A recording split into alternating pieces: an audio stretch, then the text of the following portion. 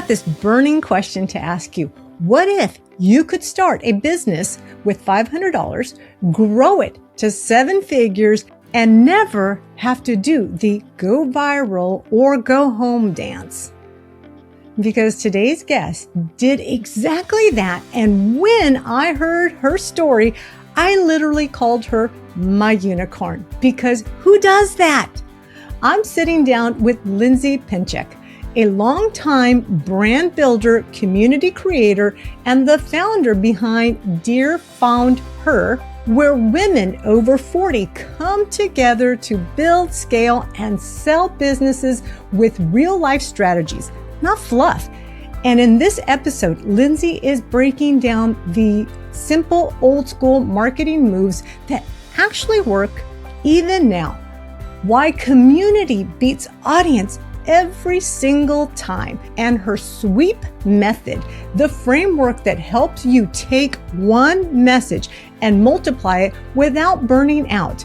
Oh, and we'll also be talking about what happens after the big win, because Lindsay shares what it was really like selling the company she built and why the dream exit wasn't exactly rainbow and unicorns. So if you've been thinking, maybe I'm too old to start, or I need more money to begin, stay with us.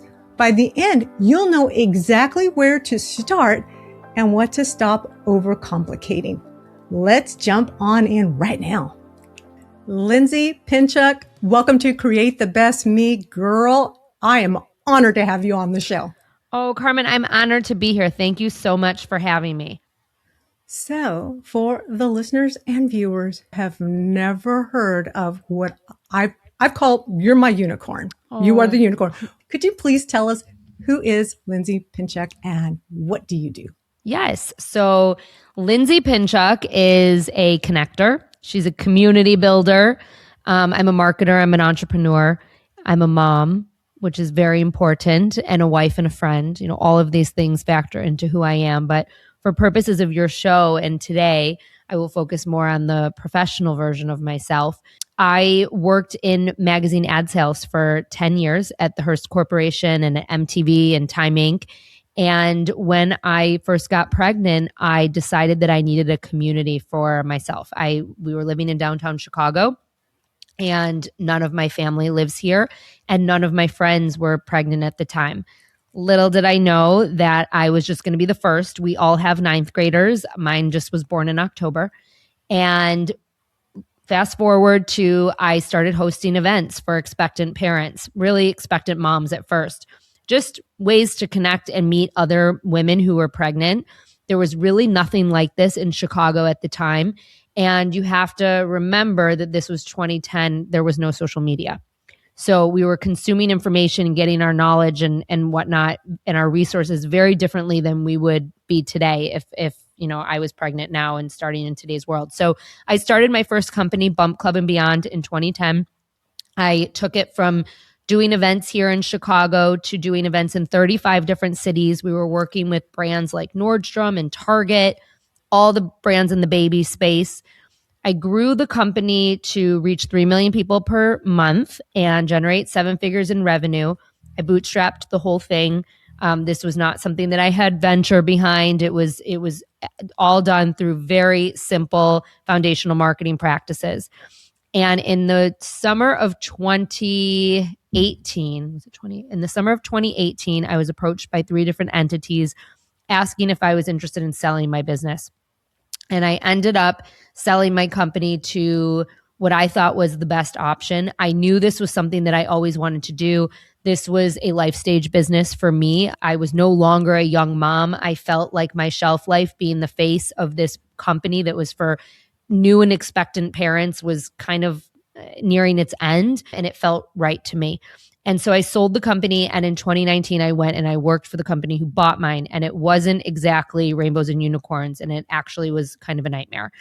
And so I did stay there for 2 years through COVID, and I realized in 2020 that I was going to need to start this exit process, and I ended up leaving in the summer of 2021. And when I left the company that I built, which is a very hard thing to do because it was still running, it was still operating, and much of my team was actually still there even though I was leaving. I did this with one goal, and the goal was really to help other women business owners build and grow their businesses. And so I left and I started taking clients in a consulting practice, mostly female founded brands. And what happened was a lot of small business owners, women small business owners, were coming to me and they were saying, well, I'd like to work with you too, but they couldn't necessarily afford my consulting rates. And so I created a mentorship. And around the same time, I started my podcast, Dear Founder. And Dear Founder is really my twice weekly letter to women business owners who are over 40, who are building and growing businesses from places of experience. And I started the podcast, I had the mentorship. And from there, I really listened to the consumer, to the community. We started hosting events. We built an online community for women business owners over 40. And now we are really not just a podcast anymore. We are a movement. And I would say that I'm living my best life. And I am probably the happiest I've ever been professionally. But here's the kicker. You did it with $500. I did, originally. Yeah.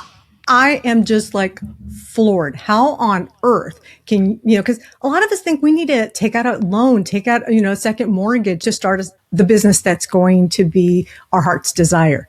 But you did it with $500 and turned it into a 7-figure business. How do you do that? That's why I call you my unicorn.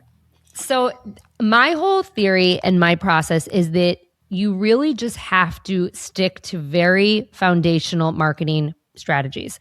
You don't have to do anything fancy. If you are sticking to these basics of marketing and you are consistent with them, you will grow your business. And that is what I did. So with Bump Club, so I will use Bump Club as the example, but this is actually how I also built Dear Founder. So with Bump Club, when I started, like I said, you have to remember there was no social media. So your way of reaching people was very different. It was very word of mouth. So the very first thing that I did is the first thing that I tell everyone to do. And if you haven't done it, you still can do it. There's no time limitation on this. But I sent an email to everyone I knew. And I told them what I was doing. And I told them, even if you're not pregnant right now, you know someone who is, please make sure you pass this along to them. And my very first event for Bump Club, we had capacity, it was a prenatal workout. And so we were planning to do one class, I think with the capacity of 25 people. And we ended up getting close to 50. And so we had 2 classes. And it was really just word of mouth. So that was the first thing was, just being very simple and letting people know what you're doing. The second thing that I did from day one is I partnered with other entities. And I think a lot of times business owners, look at partnerships and they think like, oh, they have to be a paid transaction or it has to be something very complicated. The way that you need to look at partnerships, and this is how I built Bump Club until the day I left. We were still doing partnerships in this capacity. Even when we were doing paid partnerships, we were still doing partnerships like this until the day I left. You have to look at partnerships in the most simplistic way. And that is, how can I borrow this entity's community and how can they borrow mine? So at Bump Club, that meant hosting events with other entities, bringing in speakers who would then share our events. We would give them the stage, they would share our events. We started working with brands, really strictly trade partnerships. They would provide product for our gift bags. They would provide food. They would provide photography services in exchange for us talking about them to our community. And that was really the foundation of how I built my business. A lot of the brands that started working with us in that partnership capacity very quickly and soon into the lifetime of the business were reaching out and saying, but we want more. How can we pay to do more? And that's when I started billing them for sponsorships and I started creating sponsorships. So, I share this because 1, I think a lot of people overcomplicate it, right? And 2, I think people don't know where to get started. But when you have this very simple foundation, you build upon it. And it's not like I went out on the first day and went to Target and said, hey, I'd like to do a 6-figure program with you. Target ended up coming to me because of the partnerships that we were building with the brands that were sold in their store. It takes time, it takes patience, and it takes laying the groundwork, because oftentimes when you're working with other entities, their competitors and their partners will start noticing you and they want to work with you as well. And so that's really how I built Bump Club. And then Dear FOUNDHER, very similarly, I knew when I started the podcast, I had this vast list of female founders in my network. And I knew that I would want to share their stories. People would listen. It's like advertising for them and their brands. But I also knew in turn that they would come on the podcast and they would share their episode. And they did. And that's what happened. And so on day one with the podcast, it was a partnership. I dropped 4 episodes. I had like 15 to 20 episodes like banked that we were, getting ready to put out. Within the first week, I had like 24 pitches because people were hearing the episode from the people who were on my show and they were sharing it and they were notable founders. So that right away was like very foundational, and we built upon that. And there are a lot of people who come on my show who have hired me for consulting, who have sponsored Dear FOUNDHER events, who have come back onto the episode, or who have then introduced me to other founders in their world that I've wanted to meet. So it's been an amazing journey, just really built on basic marketing principles. So that's how I've done it. It's kind of like old school principles as opposed to new school, which is what a lot of people practice. Yes. And I think I do think you need to embrace new school principles, right? I mean, as I built Bump Club, social media became a thing. When I first was starting, I'll put this into a timestamp for you. When I first started Bump Club, it was right when Facebook lifted the parameter that you had to have a .edu email. So Facebook was originally first only for college students, and you had to have an edu email to be on Facebook. So I started Bump Club fairly shortly after that point, maybe within the year. And so we had Facebook pages, like personal pages, but when I started Bump Club, there were no business pages. So when business pages became a thing, we got a business page. When Instagram became a thing, we joined Instagram. When I never really was a big TikToker, but my team did that on the Bump Club. We did have a Bump Club TikTok as well. But we really grew up alongside social media, and we had to adapt to these changes. But even with new school technology and funnels and all of these things, what really works are the basics. And if the basics aren't in place, those new technologies aren't going to work for you. I think what a lot of people struggle with is that they think that starting a business is more for the young adults, those in their 20s. Why do you feel that women over the age of 40, these are the ones that starting a business is for? These are the ones that are going to excel. First and foremost, women over the age of 40 are the largest group of growing entrepreneurs out there. It's a proven statistic. They own the most new businesses that are coming to fruition. I think that this is because women over 40 have experience. They have experience not only corporately and in business, but they have life experience. And there's this level of experience that young adults, they just don't have. And I think too that the reason why women over 40 are starting businesses that are successful and that last is because this is a demographic that also grew up before social media, before instant gratification.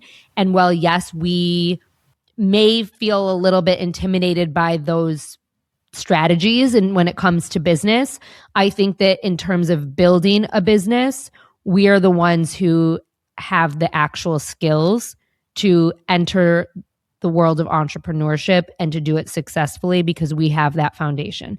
And I think, when I talk to you, I don't want to knock younger entrepreneurs. I think that it's amazing. But even my daughter, I'm going to use her as an example. She's 15. She is actually currently starting a business, which I'm helping her with. And she's very impatient. And she wants it immediately. And I recently said to her, I felt like she was all over the place with what she was doing. And I wrote her out a form, a template. And I said, you need to answer all of these questions about your business. What is your name? What is your mission? What are you selling? What does it cost to make that product? Where can we source X, Y, and Z? Just everything. And I said, and that's how we're going to get to a price. And that's how we're going to figure out what it is worthwhile to sell. she wanted this to happen like in a matter of a week. And I said, it's going to be months. Like it's, this is not something that is an instant thing. And I do feel like women over 40 are also more secure in their belief in themselves, even if sometimes that doesn't seem that way. But I do believe that women over 40 are kind of like, I don't give a shit. And I come across many more women who are over 40 who are like, I don't give a shit, than like women who are even in their 30s or 20s and they're so worried about what everyone else thinks. I also think that women over 40 are building businesses for themselves. They're not building businesses to necessarily appease other people or to impress other people. They are taking an idea that keeps them up at night and they are making it happen. And it's for them so that they can live a life that they want to live and that the business is working for them. And it's not that they're working because of the business, if that makes sense. Mm-hmm. Yeah. But I think I have seen, and I've talked to many entrepreneurs that have said, when I decided to start a business, my business was this. That didn't work out. And so then it did this and I did this. And a lot of the business that they talk about that they switched over before they finally became the unicorn, they're not even the same business. And I think that that's like I don't think that that's necessarily like an age parameter. I think that that's entrepreneurship, right? Like oftentimes you have an idea and you start working on it and you realize that people don't necessarily want that, but they might want something else. And so I think that a big thing that I tell women who come into my world is you have to listen. Like listening is going to be your key. It's going to be your unlock for making your business successful. You might go into something thinking, I want to do this and people need this. But if people aren't buying it, it's either your message is wrong or it's just actually like there's a disconnect with what the service is. And so you need to ask. So I'm always telling people before you put something new out into the world, talk to people, ask, survey, whatever it is, ask the people who you think are going to be your top consumers and who you want to bring into your community. Do you really need this? Everything that I have built around Dear Founder has come from my community asking me. I mean, and a lot of it was built backwards. Like if I were to do it all over again, I would probably start with my newsletter and then I would start with the community and then I would go into the group mentorship. And that's really just kind of based on like the investment and the cost to invest in these various programs that I offer. But that's not what happened. People were asking me to work with me. And so I created a mentorship. And then the mentorship was like, we don't want to go anywhere. So we created the community. And then people were asking me for more information. And so I said, well, I might as well put it out into a Substack. I have all this content. So it did actually kind of work in a very backwards way, but it was all because I listened. Like it came from me listening to the community. So it does not surprise me to hear you say that and that people's businesses change. And I think they should change. My business today does not look the way that it looked 4 years ago. I mean, that's because I've listened and I've made those changes. Mm-hmm. I know another thing that some people so often struggle with is that they're trying to build a business, and you say community is important. They'll say, well, I don't have time for community because I have all this other behind the scenes type of work that needs to get done. Your community is your business's number one asset. And if you are not pouring into your community, and I'm not saying your audience, and there's a very, very big distinction here. An audience consumes. When you think of watching a play or watching a TV show or a movie, that's an audience. There's not a two-way interaction. A community, there is a two-way interaction. There is engagement. There are questions back. There's feedback. When you put your time and efforts into building a community surrounding your brand, that community becomes your best customers. And what I would tell business owners, and what I do tell business owners every single day, is the minute that you have an idea and you know who it is that you want to talk to, simply start talking to them. Start putting content out online.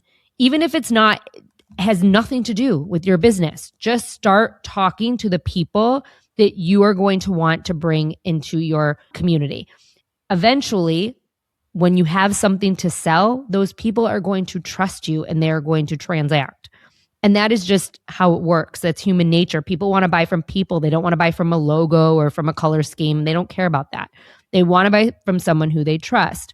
I would say even with Dear Founder, yes, I was mentoring on the side, but it wasn't really something that I was publicizing.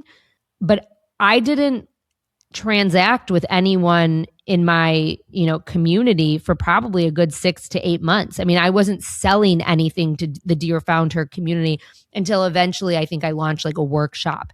And people bought it because guess what? They had been listening to my podcast and they knew my voice and they were subscribed to what I was sharing. If you are not tapping into community and building a community, it is a huge miss.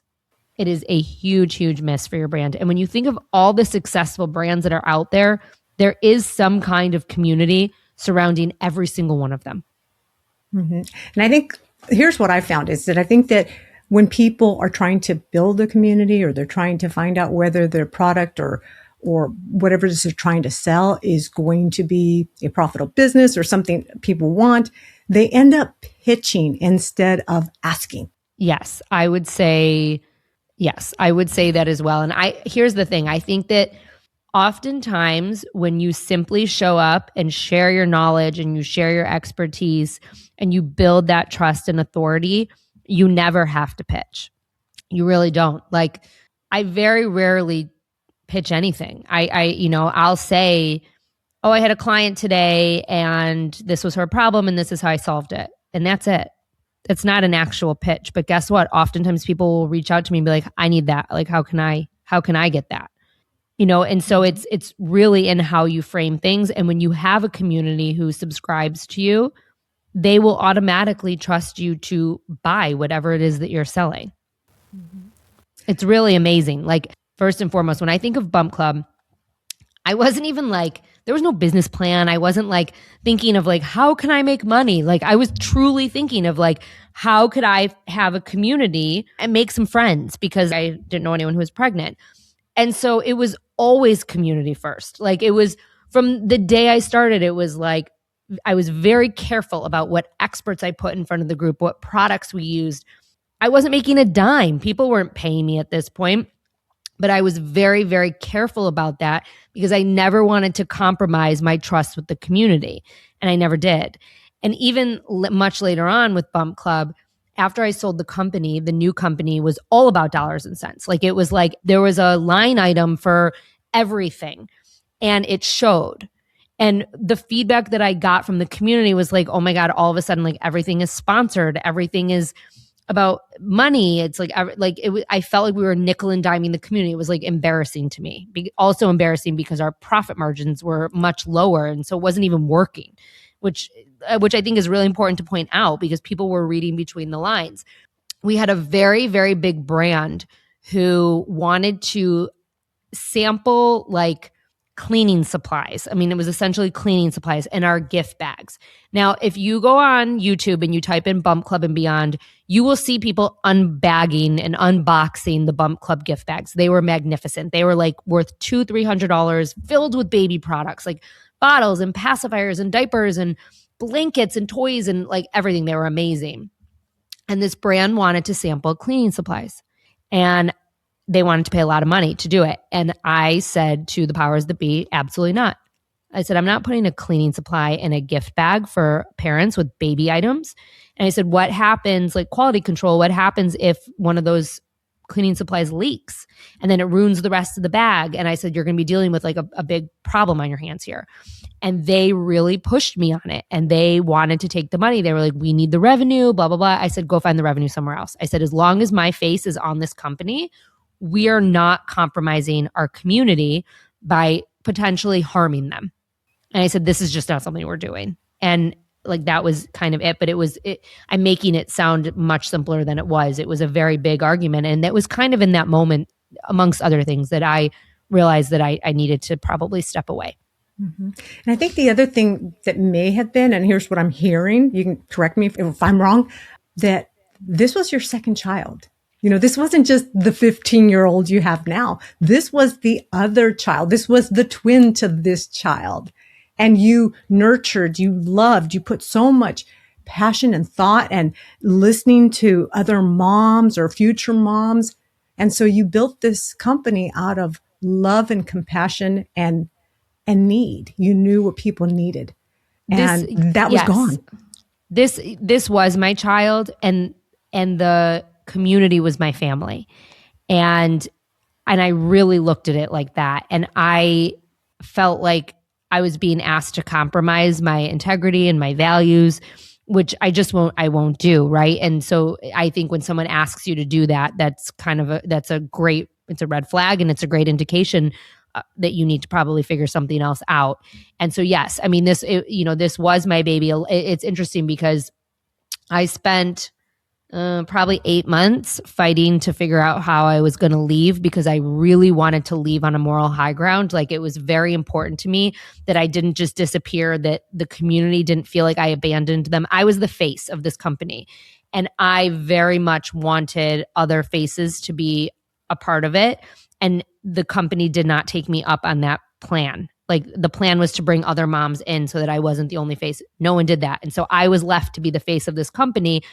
And I just really felt that when I left, it had to be me saying, I am moving on now. And so it took about 8 months to get to this point. And so when I left, I actually, on my last day at Bump Club, I closed my computer and I was on the phone with the person who was my counterpart at the company. And I had to give them the Instagram password. That was actually the last thing I had to give them. They were so dumb. They didn't take the Instagram password when they bought my company.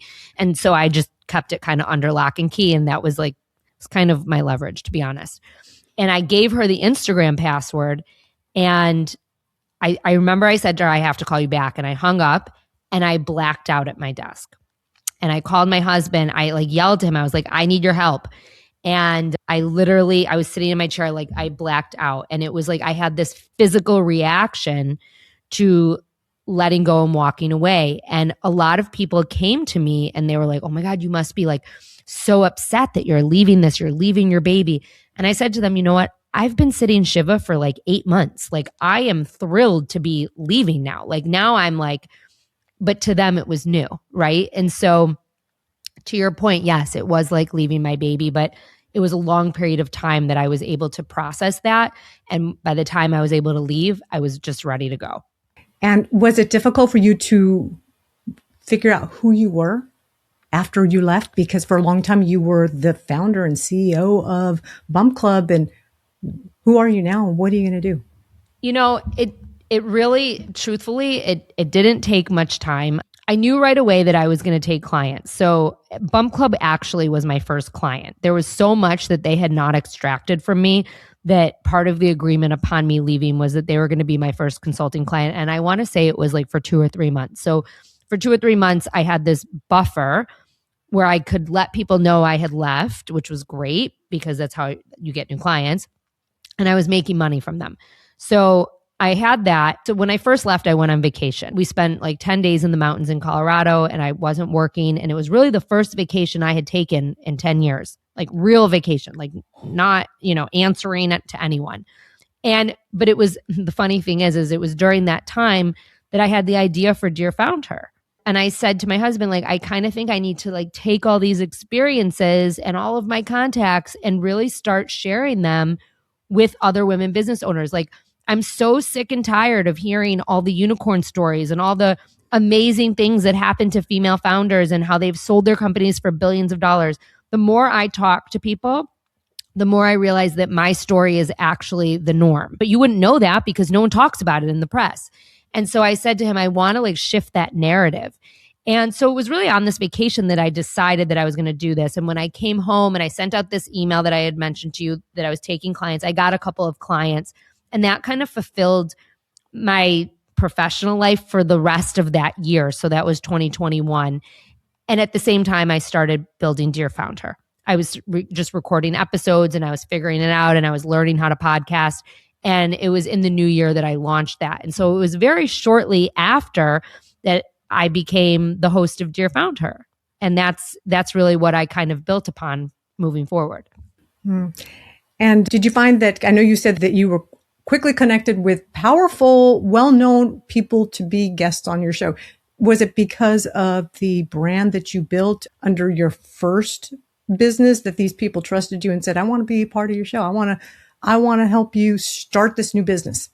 So very much like how I built Bump Club. So from the get-go on Dear Founder, I reached out to people who I knew to be like that I wanted on my show. So for example, like there were a lot of female founders in the baby space. I actually only had a few from the baby space, to be honest. But like my first guest was my friend Dana Gordon. She is the founder of Dana Rebecca Jewelry. It's a huge jewelry company that's sold in so many different stores. Dana was my first guest, and Dana has a huge following, and she's a huge proponent for female founders. Like massive shout out to Dana. She's unreal.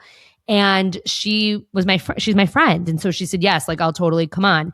And the other couple of women that I had on as well were people that I knew. And so originally it was just friends of friends and people that I knew that I was interviewing. I also am a part of a couple of different like publicity and PR circles. And so I dropped a little blurb in those circles that I was accepting pitches for this podcast. And a lot of people who represent brands in the baby space also represent other brands. And so they started pitching me. And yes, they knew me from my Bump Club days, and we had relationships working together on various baby and kids brands. And so that was really where I got started. But then what happened was, I would say probably like only a few months in, we were having such great success with listenership and with the guests that we were having and people sharing. I really was starting to get like, I get probably 5 to 10 pitches a day. And at the time I was probably getting, I don't know, maybe a dozen or so a week. And a lot of them were good. And then what happened was I made a list of people that I wanted on the show. Like I had some bucket list guests. And on that bucket list for the first year was Becky Kennedy, who's Dr. Becky Kennedy from Good Inside. I interviewed her during Bump Club before she even had an Instagram account. So like I was one of her first interviews, and now she's like an international bestseller, millions of followers. Amazing. I wanted to get her on my show. I wanted to get Jen Sherman from Peloton, and I wanted to get Bobby Brown. And by the end of the first year, I ended up getting all of them. And not through connections, from me putting it out into the world and asking people and saying, these are some of the people who have been on my show. Would you like to join them in this mix? I mean, when you start naming some of these founders that I had, I can't even remember who I had in the first season. I mean, I still had very good people on the show, and people recommended me and they said yes. And, and it's one of those things now that like we reach out to brands and we're like, Rebecca Minkoff has been on the show. Jen Sherman has been on the show. And it's very hard to say no. If you're a female founder, it's very hard to be like, no, I don't want to be part of that circle. And so we're in our 5th season now. So it's taken time. I don't want to say it happened overnight, but it was a progressive build. Do you feel like a lot of these founders feel like it's their responsibility to give back to the community, to give back to these other women so that, boost them along, help bring them up? I don't think that anyone feels it's their responsibility. I think that in the female founder space, people just want to. I don't think that like anyone feels indebted or feels like they have to. Like I truly believe that like everyone I've come across just wants to share their knowledge and their information and their expertise. And truthfully, I would say that those that are over 40 are really more apt to do that. I mean, I'm generalizing. I am really generalizing, but I would say that like there have been some founders who are on the younger end who were more difficult than others and who I would maybe choose not to even have, or like, were asking me a million questions and making it about them. And I can't even think of a single founder over the age of 40 who did that. Like everyone has been like, yes, I want to be on the show. Like, yes, I want to be on the show. And like, no one has ever pushed back on questions that I've asked or anything. Like, I think in this circle of women, really and truly people want to help. Who is Dear Founders for? It is and for who's women. It not? It's for women business owners over 40 who are building and growing anything. And, it could even be a passion project. It could be building like a personal brand for themselves because they want to build their knowledge and their authority. It's really for any woman over 40 in business who wants support in doing that. the biggest question I get is, do I have to be 40? Like, I'm not yet 40. And I say, no, of course not. Like, you do not have to be 40, but you have to know this is a show and this is a community that once you step inside, most of the women are over 40. And that's the mindset of the women who are here, that we don't gatekeep. We support one another. We lift each other up. We share resources. Like, we're not competitive with one another. I have women who do the exact same thing, who work together on things. There's enough business to go around for all of us, right? So that is really who it's for. Who it's not for are people who think they're going to come into the community and hard sell themselves, or who don't want to participate in community and aren't going to lift each other up, and who are just going to kind of like be voyeurs and collect all the information. I mean, I guess you could do that, but you're not going to get the most out of this. Like, the women who are getting the most out of our community are those who are talking to one another, supporting one another, collaborating with one another, and just really playing an active role in our community. Mm-hmm. What about the woman who is still in corporate America, but she wants to get out? I would say that woman should absolutely be listening to the podcast and should be reading the newsletter, because you're going to feel inspired by the stories that you hear. And in the newsletter, you're going to get actionable advice to take those steps. I think that the hardest decision that I ever made was leaving corporate America the first time, not the second, the first, because I loved my job and I wasn't looking for a new job. I loved what I did. I loved work. I worked at Good Housekeeping. It's like an iconic brand, and I loved everyone there. But to me, this is the litmus test I use for all of it, for anything. What's the worst that happens if I leave? The worst that happens is my business doesn't take off and I have to find a new job. Can I live with that? Yes. The answer is yes. And I think that getting to that point where you make that decision is really hard, especially if you need your job because of financial reasons, especially, or for insurance or whatever the purpose is. And also if you just aren't sure. I always suggest to women who want to start something to start slowly while you're in corporate America. I worked and was pregnant and had Bump Club for a year. And that was the best decision that I ever made, because I was able to see that I could do it. Now, I wasn't doing Bump Club in the capacity where I was, working with Target and Nordstrom. It looked a lot different, but it gave me the courage to not be starting from scratch. And same thing with the second time. I mean, when I left Bump Club, they were my client for 3 months. I made sure I had a cushion of income before I left. I would say that the women who are in corporate America who think they want to start something, I think this is a great place to get motivated to do so. That was my long answer. I loved your long answer. You talk about sweep marketing. What is that?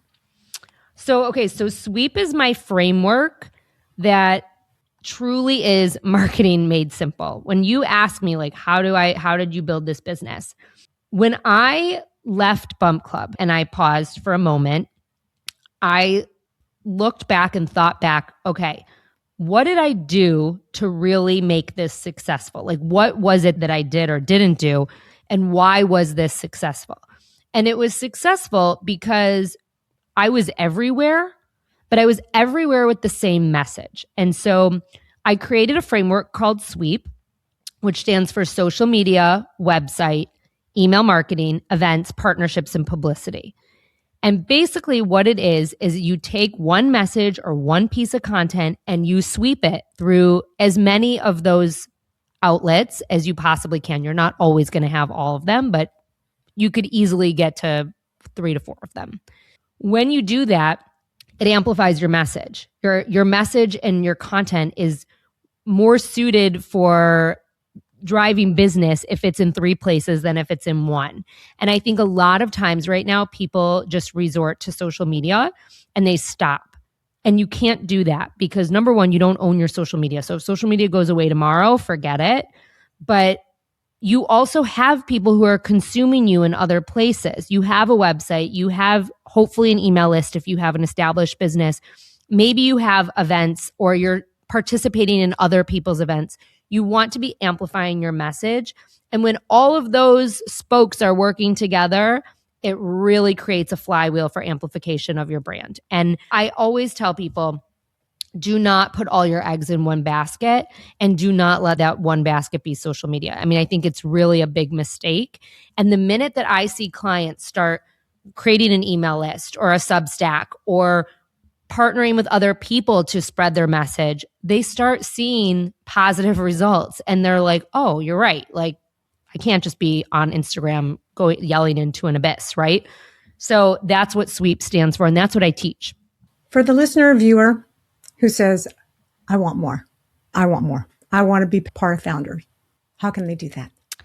All you have to do is find me on Instagram at Dear FOUNDHER, and you can actually DM the word join, and I'll send you the link right away. But if you go to Instagram and you go to Dear FOUNDHER, there's so many links in our bio that give you all the stuff, the newsletter, the podcast, the community, anything that we have going on will be there.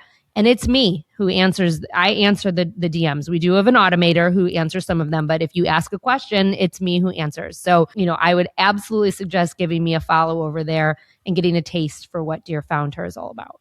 And so it's open enrollment all the time. All the time. Yeah.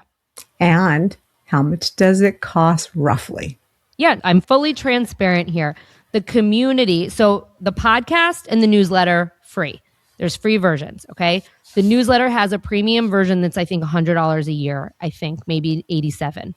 The community, the online networking community, is $997 for the year, and it includes office hours with me and the community once a month. It includes an expert workshop with someone who I bring in to talk about publicity or social media or time management, whatever the topic is of the month.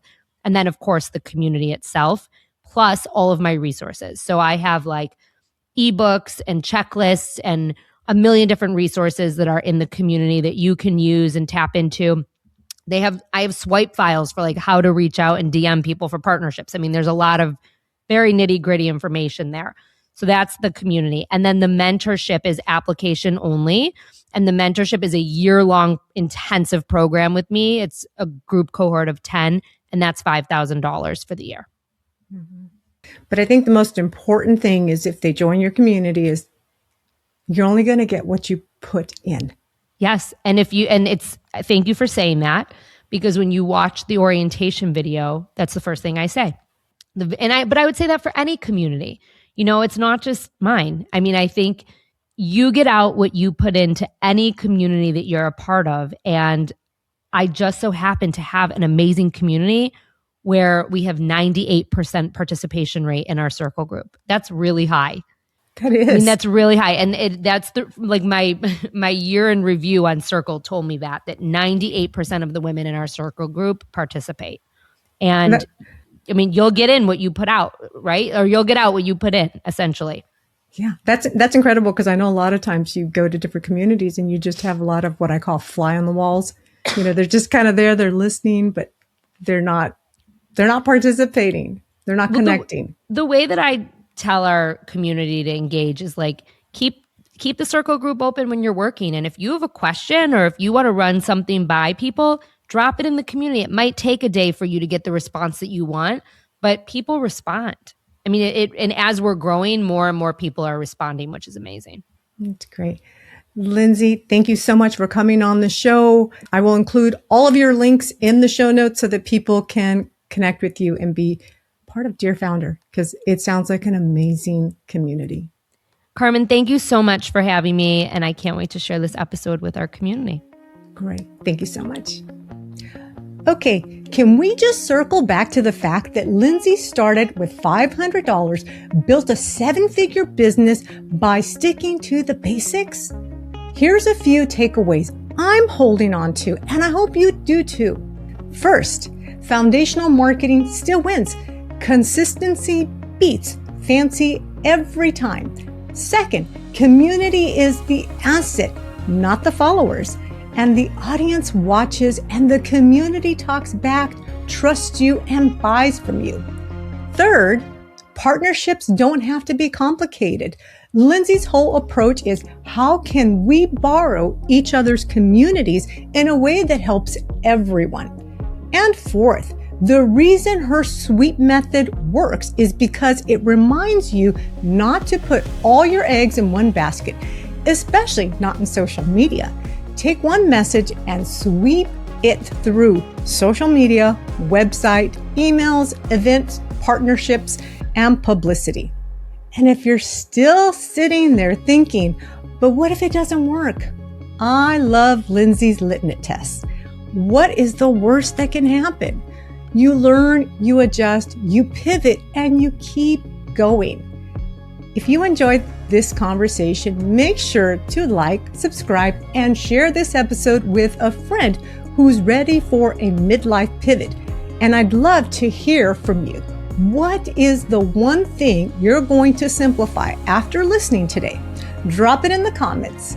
And if you want to learn more about Lindsay, join her Dear FOUNDHER or connect with her, head on over to createthebestme.com/EP162, or you can click the links below.